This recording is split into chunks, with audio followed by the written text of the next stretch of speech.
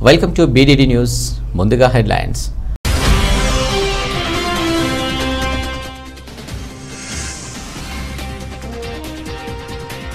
మోదీ ప్రభుత్వంపై అవిశ్వాస తీర్మానం, రెండోసారి బలపరీక్ష నిర్పించుకోవచ్చన్న మోదీ సర్కార్.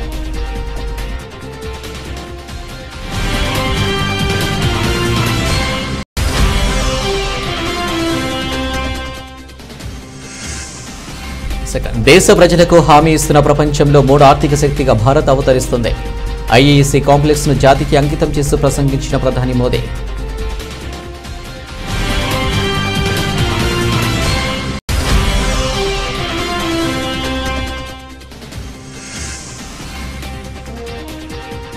హైదరాబాద్ లో ఏకధాటిగా కురుస్తున్న వాన, అతి భారీ వర్షాలు కురుస్తాయన్న వాతావరణ శాఖ అధికారులు.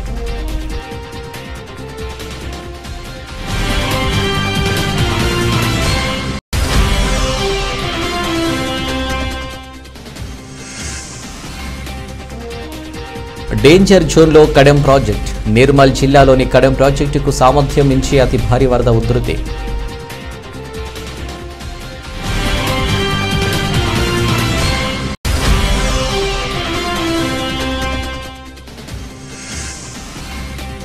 ఏపీలోని ఆ 10 జిల్లాలకు రెడ్ అలర్ట్, ప్రజలు అప్రమత్తంగా ఉండాలని హెచ్చరికలు జారీ చేసిన అధికారులు.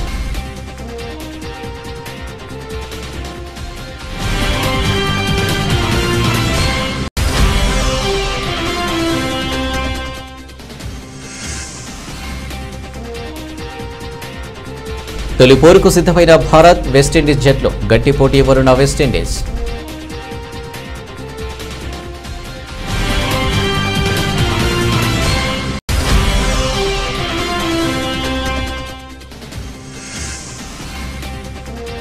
మిస్ శెట్టి మిస్టర్ పులిశెట్టి మళ్లీ వాయిదా, నిరాశలో అభిమానులు.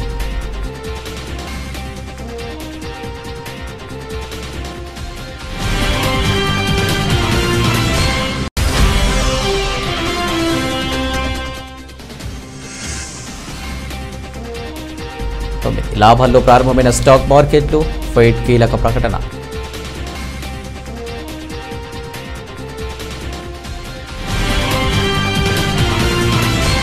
ప్రధాని నరేంద్ర మోదీ ప్రభుత్వంపై కాంగ్రెస్ ఉపనాయకుడు గౌరవ్ గగోర్ బుధవారం లోక్సభలో అవిశ్వాస తీర్మానం ప్రవేశపెట్టగా స్పీకర్ ఓం బిర్లా దానిని ఆమోదించారు. కాగా మోడీ ప్రభుత్వం అవిశ్వాస తీర్మానాన్ని ఎదుర్కోవడం ఇది రెండోసారి కావడం గమనార్హం. అసలు ఇంతకీ అవిశ్వాస తీర్మానం అంటే ఏమిటంటే, అవిశ్వాస తీర్మానం అంటే అధికారంలో ఉన్న ఒక వ్యక్తి కానీ వ్యక్తుల సముదాయం కానీ ఆ అధికారాన్ని పదవిని నిర్వర్తించడానికి అనర్హులని తాము భావిస్తున్నట్టు లోక్సభ సభ్యులు ప్రవేశపెట్టే తీర్మానం. సాధారణంగా పార్లమెంటరీ దిగువ సభలో ప్రజలే ప్రత్యక్షంగా ఎన్నికైన పార్లమెంటు సభ్యులు మాత్రమే అవిశ్వాస తీర్మానం ప్రవేశపెట్టడానికి అర్హులు. లోక్సభ కార్యకలాపాల నియామావళిలో 198 అధికరణం దీని గురించి తెలుపుతుంది. దీని ప్రకారం లోక్సభ సమావేశ సమయంలో ఉదయం 10 గంటల లోపు సభా సభ్యులు ఎవరైనా లిఖితపూర్వక అవిశ్వాస తీర్మాన నోటీసు ప్రవేశపెట్టవచ్చు. అవిశ్వాసం నోటీసుకు కనీసం 50 మంది ఎంపీల మద్దతు ఉండాలి. లేదంటే ఆ తీర్మానాన్ని స్పీకర్ తిరస్కరిస్తారు. మెజారిటీ ఎంపీల విశ్వాసాన్ని కోల్పోతే ఆ ప్రభుత్వం పడిపోతుంది. రాజ్యాంగంలోని ఆర్టికల్ 75/3 ప్రకారం ప్రజలు ప్రత్యక్షంగా ఎన్నికైన సభకు ప్రభుత్వం బాధ్యత వహించాలి. ఆ విశ్వాస తీర్మానం అందిన 10 రోజుల్లోగా దానిని స్పీకర్ సభకు చదివి వినిపించి దానిపై చర్చకు ఓ తేదీని స్పీకర్ నిర్ణయిస్తారు. అవిశ్వాస తీర్మానంలో ప్రభుత్వంపై వారు చేసిన ఆరోపణలకు ప్రధానమంత్రి కానీ మంత్రి మండలి సభ్యులు కానీ సమాధానం చెప్పవలసి ఉంటుంది. ఈ చర్చ ముగిసిన అనంతరం అవిశ్వాస తీర్మానంపై స్పీకర్ ఓటింగ్ నిర్వహిస్తారు. అందులో మెజారిటీ సభ్యులు తీర్మానానికి అనుకూలంగా ఓటు వేస్తే ప్రభుత్వం పడిపోతుంది. మెజారిటీ సభ్యులు తీర్మానాన్ని వ్యతిరేకిస్తే తీర్మానం వీగిపోతుంది. స్వాతంత్ర్యానంతర భారతదేశ పార్లమెంటు చరిత్రలో ఇది 28వ అవిశ్వాస తీర్మానం. इस प्रस्ताव की अनुमति दी जाती है. मैं सभी दलों के नेताओं से चर्चा कर और नियमों के तहत उचित समय पे चर्चा करने की तिथि से आप सबको अवगत करा दूंगा.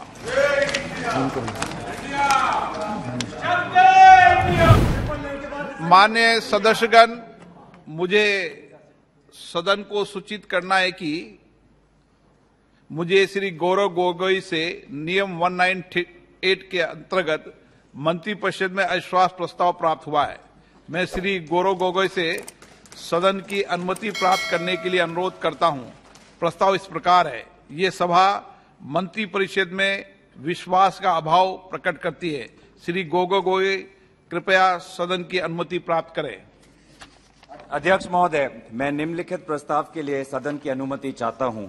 ये सभा मंत्रिपरिषद में विश्वास का अभाव प्रकट करती है। मैं उन सदस्यों से जो इस प्रस्ताव की अनुमति दिए जाने के पक्ष में ये अनुरोध करता हूं वो अपने स्थान पर खड़े हो जाएं।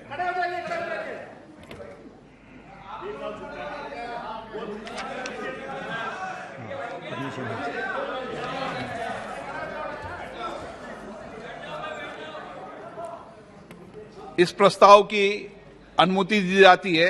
मैं सभी दलों के नेताओं से चर्चा कर और नियमों के तहत उचित समय पर चर्चा करने की तिथि से आप सबको अवगत करा दूंगा।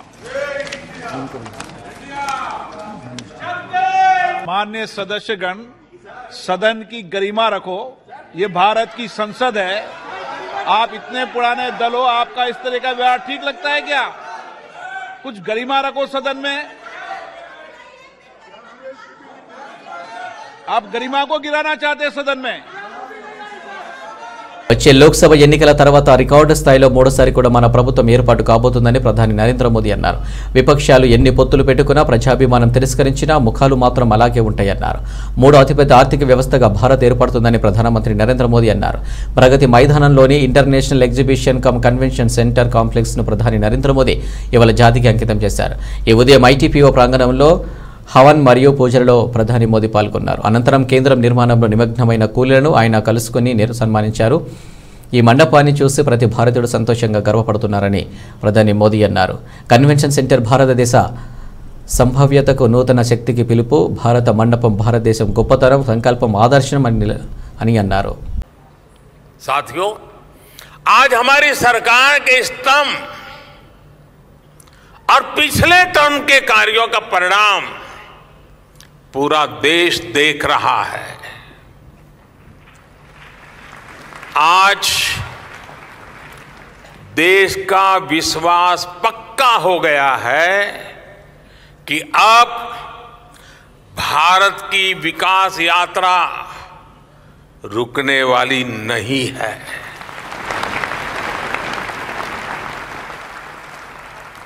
आप जानते हैं कि हमारे पहले टर्म की शुरुआत में भारत वर्ल्ड इकोनॉमी में 10वें नंबर पे था। जब मुझे आप लोगों ने काम दिया तो हम अब 10 नंबर ही थे।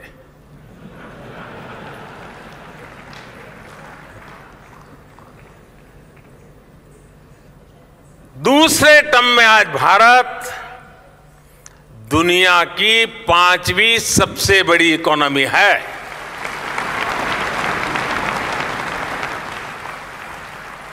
और ये ट्रैक रिकॉर्ड के आधार पर, बातों बातों में नहीं, ट्रैक रिकॉर्ड के आधार पर मैं कह रहा हूं, मैं देश को ये भी विश्वास दिलाऊंगा कि तीसरे टर्म में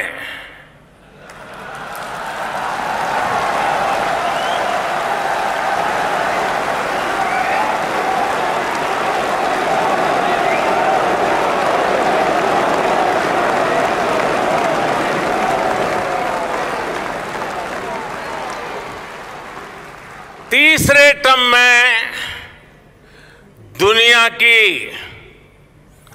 पहली 3 इकोनॉमीज में డేంజర్ జోన్లో కడెం ప్రాజెక్టు ఉంది. నిర్మల్ జిల్లాలోని కడెం ప్రాజెక్టుకు సామర్థ్యం మించి అది భారీ వరద ఉధృతి వస్తుండటంతో పరివాహక ప్రాంత వాసులను సురక్షిత ప్రాంతాలకు తరలిస్తున్నారు. కడెం ప్రాజెక్టు ఇన్ఫ్లో సామర్థ్యం 3.50 లక్షల క్యూసెక్కులు కాగా 6.04 లక్షల క్యూసెక్కుల వరద ప్రవాహం కడెం ప్రాజెక్టులోకి వస్తుంది. ప్రాజెక్టు మీద నుండి వరద నీరు ఓవర్ఫ్లో అవుతుంది. దీంతో దిగువ ప్రాంతాలు పూర్తిగా జలమయమైపోయాయి.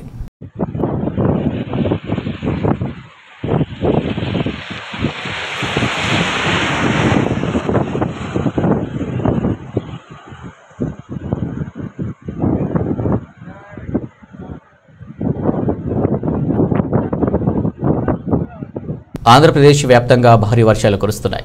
పలు జిల్లాల్లో వానలు తెంచుకొడుతున్నాయి. ఎడతెరిపి లేకుండా కురుస్తున్న వర్షాలతో జనజీవనం స్తంభించింది. లోతట్టు ప్రాంతాలు జలమయమయ్యాయి. వాగులు, వంకలు, నదులు ఉధృతంగా ప్రవహిస్తున్నాయి. పలు ప్రాంతాల్లో రాకపోకలు నిలిచిపోయాయి. ఇది చాలదన్నట్టు ఏపీకి మరోసారి భారీ వర్ష సూచన చేసింది వాతావరణ శాఖ. రాష్ట్రంలో కుండపోత వానలు పడతాయంది. రాష్ట్రంలోని 10 జిల్లాలకు వాతావరణ శాఖ రెడ్ అలర్ట్ జారీ చేసింది. అల్లూరి, కాకినాడ, తూర్పు గోదావరి, కోనసీమ, ఏలూరు, పశ్చిమ గోదావరితో పాటు ఎన్టీఆర్, కృష్ణా, పల్నాడు, గుంటూరు జిల్లాలకు రెడ్ అలర్ట్ ఇచ్చారు.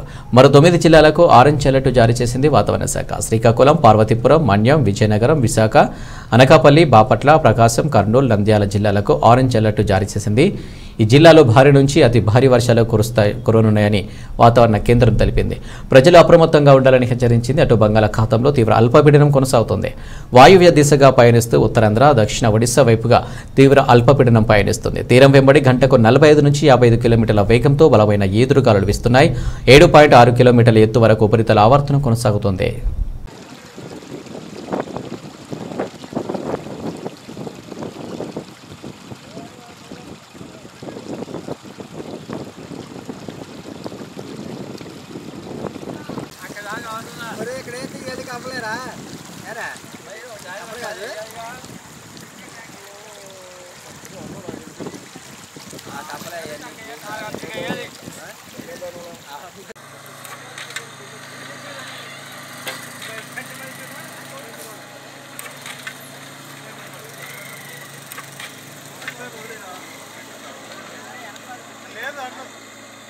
రాష్ట్ర రాజధాని హైదరాబాద్ నగరంలో రాత్రి నుంచి ఎడతెరిపి లేకుండా వర్షం కురుస్తుంది. బుధవారం సాయంత్రం ప్రారంభమైన వాన తెల్లవారు ఏకతాటిగా కురుస్తూనే ఉన్నది. Maredpally, Bowenpally, Tirumalagiri, Alwal, Jawahar Nagar, Bolarum, Secunderabad railway station, Sitaphal Mandi, Quthbullapur, Nagole, LB Nagar, Vanasthalipuram, Hayath Nagar, Dilsukh Nagar, Malakpet, Chaderghat, Koti, Nampally, Lakdi Kapul, Khairatabad, Panjagutta, Ameerpet, Erragadda, Kukatpally, Miyapur, Chandanagar, Lingampally, Madhapur, Gachibowli, Rayadurgam, Banjara Hills, Jubilee Hills, Mehdipatnam, Chandrayangutta, Sagar ring road, BN రెడ్డిలో భారీ వర్షం కురుస్తుంది. వర్షాల దాటికి నాగర్లోని అయ్యప్ప కాలనీలో ఇళ్లలోకి వరద నీరు చేరింది. లింగంపల్లి రైల్వే అండర్ పాస్ వద్ద భారీగా వరద నీరు చేరింది. దీంతో రాకపోకలు నిలిచిపోయాయి.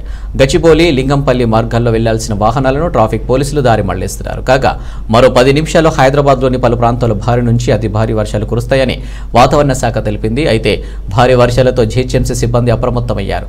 రోడ్లపై నీరు నిలవకుండా వచ్చిన నీటిని వచ్చినట్లు పోయేట్లు చూస్తున్నారు డిఆర్ఎఫ్ సిబ్బంది.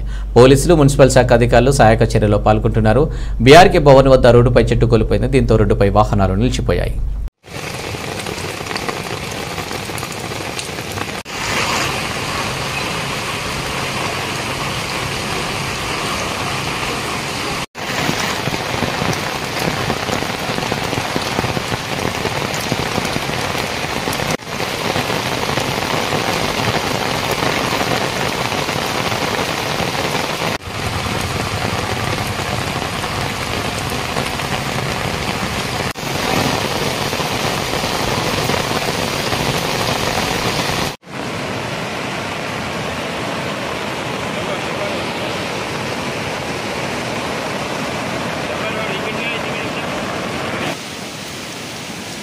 కుత్బుల్లాపూర్ నియోజకవర్గం 125 డివిజన్లో భారీ వర్షాల కారణంగా పలు వార్తాపత్రికలు కథనాలు రాగా సూరారం ట్రాఫిక్ పోలీస్ స్టేషన్ పరిధిలో విధులు నిర్వహిస్తున్న నల్గొండ జిల్లాకు చెందిన కట్టపైన శివకుమార్ తక్షణమే అక్కడికి వెళ్లి అక్కడ ఉన్న కాలనీవాసులకు ఏ ఇబ్బంది కలగకుండా తన వంతు ప్రయత్నం చేశారు. అందుకు అక్కడ ఉన్న స్థానికులు అభినందించడం జరిగింది.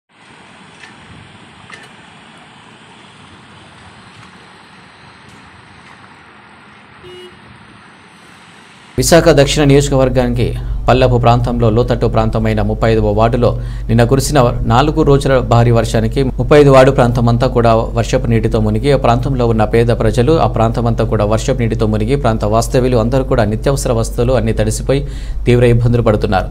ఈ సమస్యలను స్థానిక ఎమ్మెల్యే శ్రీ వాసుపల్లి గణేష్ కుమార్ గారికి అలాగే జీవీఎంసీ నగర కమిషనర్ సాయికత్ వర్మ గారికి విషయాన్ని తెలియపరిచి మన విల్లూరి హుటాహుటిన అధికార యంత్రాంగాన్ని సంఘటిత స్థలానికి ప్రాంతానికి రప్పించి పర్యటించడం జరిగింది. కార్యక్రమంలో బాధితులకి కొంతమందికి నిత్యావసర వస్తువులు కొనుక్కునేందుకు ఆర్థిక సాయం చేయడం, ఇటువంటి సమస్య రాబోయే రోజుల్లో జరగకుండా ఉండేందుకు శాశ్వత పరిష్కారం చేస్తానని హామీ ఇవ్వడం జరిగింది. అలాగే ఇటువంటి సమస్య మళ్లీ రాబోయే రోజుల్లో తలెత్తకుండా శాశ్వత పరిష్కారం చేసేదిగా జీవీఎంసీ వీపీటీ సంబంధిత అధికారులకు, పోర్టులో ఉన్న సంబంధిత అధికారులకు ఎక్కడైతే పోర్టు బ్రిడ్జ్ నిర్మాణం కొరకు వాటర్ సముద్రంలోకి వెళ్లే కాలువ నిర్మాణ పనులు చేస్తే ఉన్నారో ఆ నిర్మాణ పనులు చేయడం గురించి నిర్మాణ పనులు వేగవంతం చేయాలని, ఇటువంటి సమస్య రాబోయే రోజుల్లో తలెత్తకుండా ఉండాలని పోర్టు అధికారులకి కూడా సంబంధిత అధికారులకు ఆదేశాలు జారీ చేయడం జరిగింది.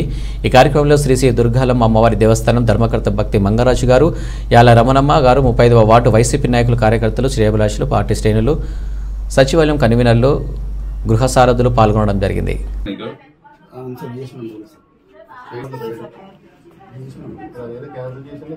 ట్యాగింగ్ అయిపోయావు, జియో ట్యాగింగ్ అయిపోయింది.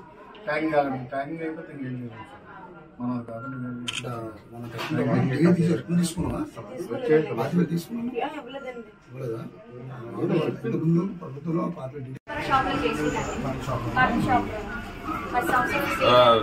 సంచమాల మండలం పేరుసోమల రామిరెడ్డిపల్లి గ్రామాల్లో గడప గడపకు మన ప్రభుత్వం కార్యక్రమం నిర్వహించిన ఎమ్మెల్యే కాటసాని రామిరెడ్డి గడప గడపకు మన ప్రభుత్వం కార్యక్రమం నిర్విఘ్నంగా సాగుతుంది. జోరు వలను సైతం లెక్క చేయకుండా కాటసాని రామిరెడ్డి ప్రతి గడపకు వెళ్లి ప్రభుత్వం చేసిన సంక్షేమ పథకాలను అభివృద్ధిని వివరిస్తూ ప్రజల ఆశీస్సులను పొందుతున్నారు. సీఎం వైఎస్ జగన్మోహన్ రెడ్డికి మద్దతు కూడగడుతున్నారు.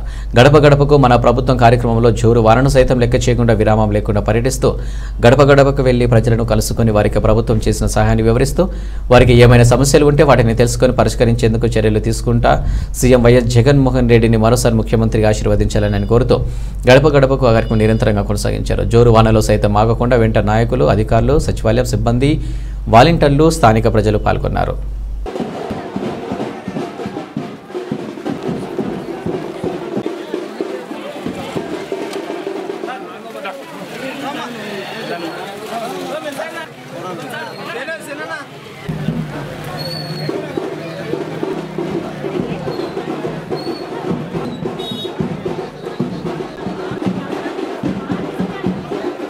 అధికార పార్టీపై వైఎస్ఆర్టీపీ చీఫ్ వైఎస్ షర్మిల మరోసారి విరుచుకుపడ్డారు. కొత్తగూడెం ఎమ్మెల్యే వనామ వెంకటేశ్వరరావు ఎన్నికల చెల్లాదంటూ హైకోర్టు ఇచ్చిన తీర్పుపై స్పందించిన షర్మిల బీఆర్ఎస్లో ఉన్న ఎమ్మెల్యేలంతా మరో వనామాలే అంటూ ఎద్దేవా చేశారు.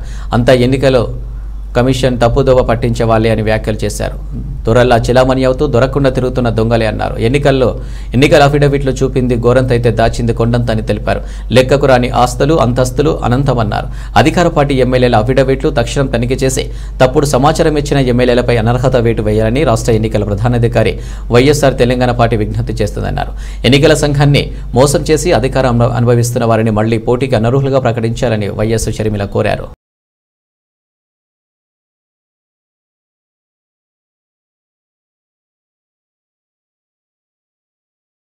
హజ్ యాత్రికులకు సీఎం జగన్ అందించిన ప్రోత్సాహం మరువలేనిదని వైసీపీ తూర్పు నియోజకవర్గ మహిళా నాయకులు షేక్ నూరి ఫాతిమా పేర్కొన్నారు. గుంటూరు నగరం జిల్లా నుంచి హజ్ కమిటీ ద్వారా హజ్ యాత్రకు వెళ్లి తిరిగి ఈరోజు సాయంత్రం విజయవాడ అంతర్జాతీయ విమానాశ్రయంకు వచ్చారు.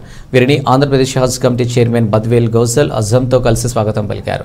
ఈ సందర్భంగా నూరి ఫాతిమా మాట్లాడుతూ హజ్ యాత్రలో మన రాష్ట్ర ప్రజలకు రాష్ట్ర ప్రభుత్వం ఆధ్వర్యంలో మంచి సేవలను అందించడం జరిగిందన్నారు. హజ్ యాత్రికులకు టికెట్ వ్యత్యాసాన్ని సీఎం జగన్ పెద్ద మనసుతో భర్తీ చేశారని, చరిత్రలో ఇటువంటి మనసున్న సీఎం లేరని ఉండారని వెల్లడించారు. ఈ కార్యక్రమంలో గుంటూరు జిల్లా వక్ఫ్ కమిటీ మెంబర్ సయ్యద్ సుబానీ, హజ్ కోఆర్డినేటర్ మహమ్మద్ హిదయత్ తదితర ప్రముఖులు పాల్గొన్నారు.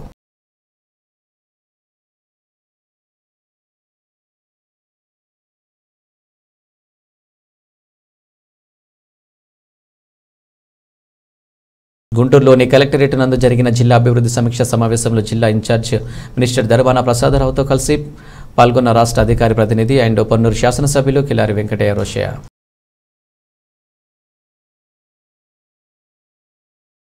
అమలు చేస్తున్న నూతన విద్యా విధానం నైపుణ్యాలతో కూడిన యువతను తీర్చిదిద్దింది, సమాజానికి అందించడానికి ఉపయోగంగా నిలుస్తుందని కేంద్ర గిరిజన విశ్వవిద్యాలయం ఉపకులపతి ఆచార్య టీవీ కట్టిమని అన్నారు.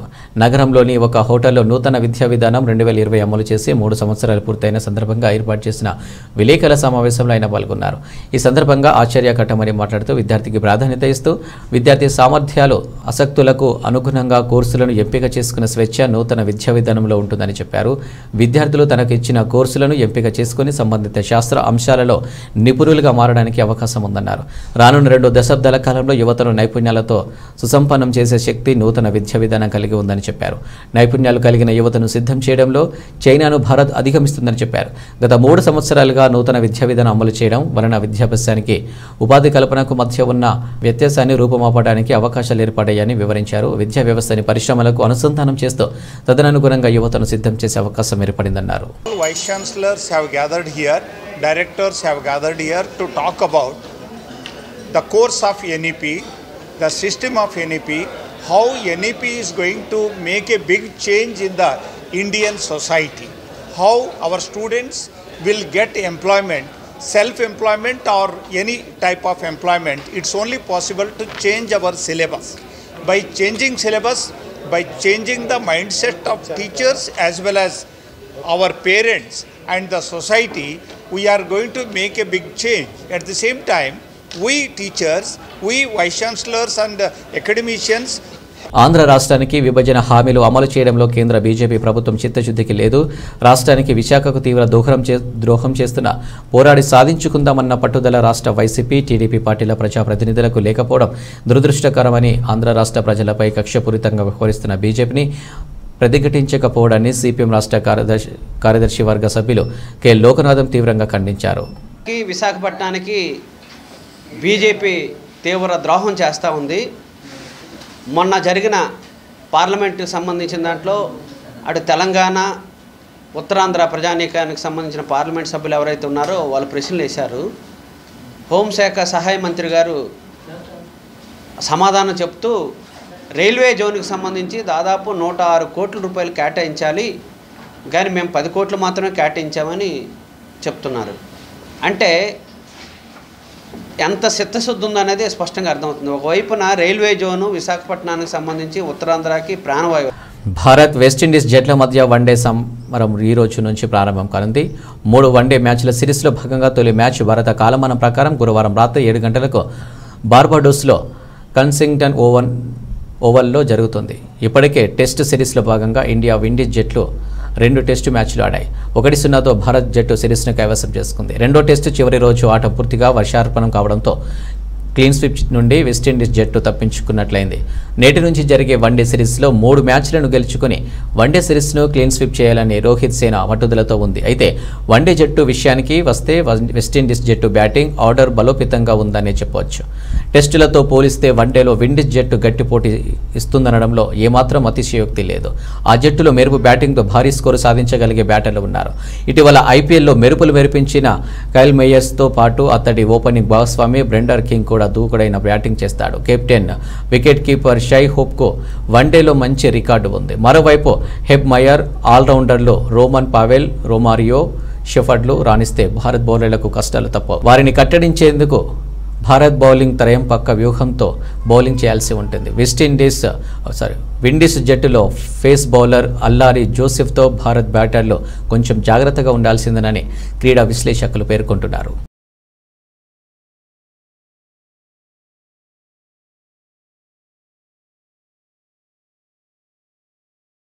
అనుష్క టైం బాలేనట్టుంది. అసలే గ్యాప్ వచ్చేసింది.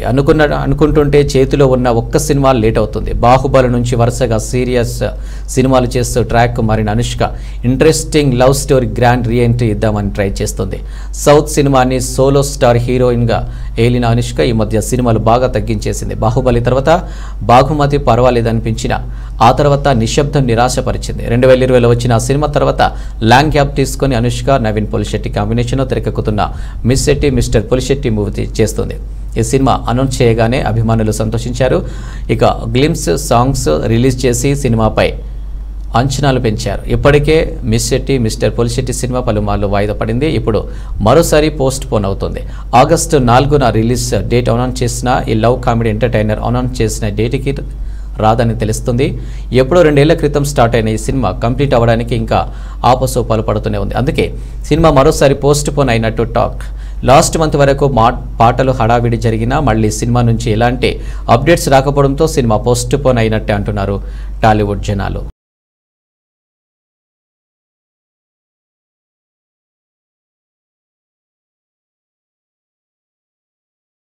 ఉదయం 9:16 సమయంలో బెంచ్ మార్క్ సూచి సెన్సెక్స్ 181 పాయింట్ల లాభంతో ట్రేడింగ్ కొనసాగిస్తుండగా మరో కీలక సూచి నిఫ్టీ 59 పాయింట్ల మేర లాభంతో ఇంట్రాడేలో కొనసాగుతుంది.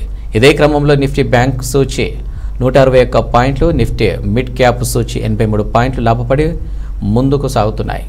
అమెరికా సెంట్రల్ బ్యాంక్ ఫెడ్ తాజాగా తన వడ్డీ రేట్లను 25 బేసిస్ పాయింట్ల మేర పెంచుతున్నట్లు ప్రకటించింది. దీంతో అమెరికా మార్కెట్లు ఫ్లాట్ ముగింపును నమోదు చేశాయి. వడ్డీ రేట్ల పెంపు నిర్ణయంతో ఆసియా మార్కెట్లు లాభాల జోరు కొనసాగిస్తున్నాయి. భారత మార్కెట్లపై సైతం ఇదే ప్రభావం కనిపిస్తుంది.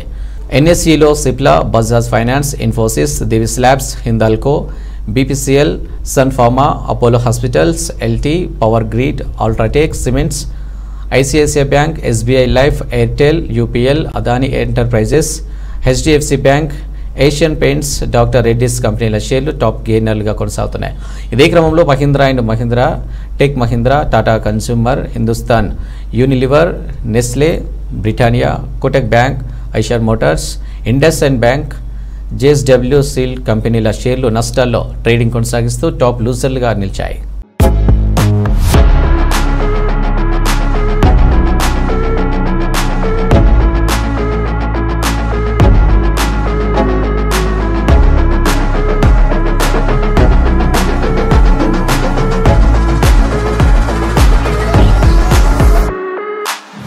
బులెటిన్ ముగించే ముందు హెడ్లైన్స్ మరోసారి.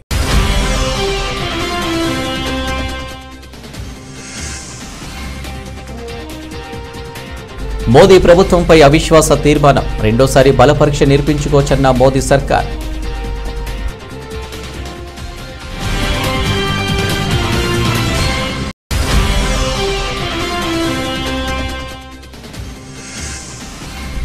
దేశ ప్రజలకు హామీ ఇస్తున్న ప్రపంచంలో 3వ ఆర్థిక శక్తిగా భారత్ అవతరిస్తుంది.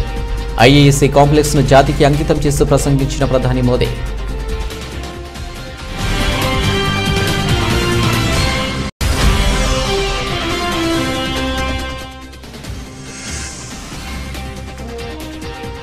హైదరాబాద్లో ఏకధాటిగా కురుస్తున్న వాన, అతి భారీ వర్షాలు కురుస్తాయన్న వాతావరణ శాఖ అధికారులు.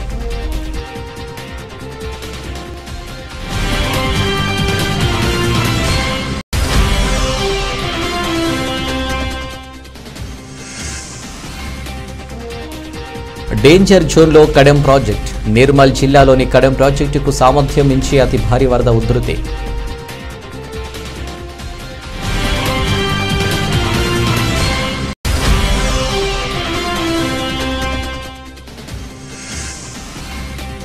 ఏపీలోని ఆ 10 జిల్లాలకు రెడ్ అలర్ట్, ప్రజలు అప్రమత్తంగా ఉండాలని హెచ్చరికలు జారీ చేసిన అధికారులు.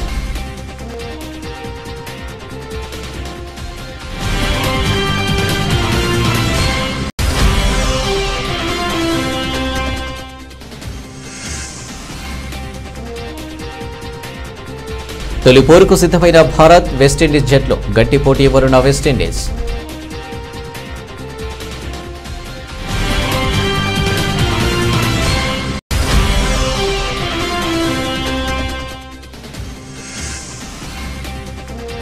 మిస్ శెట్టి, మిస్టర్ పులిశెట్టి మళ్లీ వాయిదా, నిరాశలో అభిమానులు.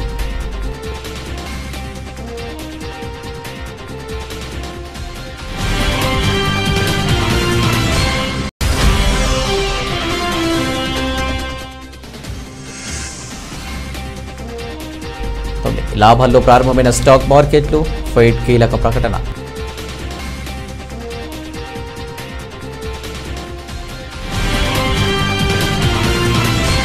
ఇవి బులెటిన్ అప్డేట్స్. నమస్తే.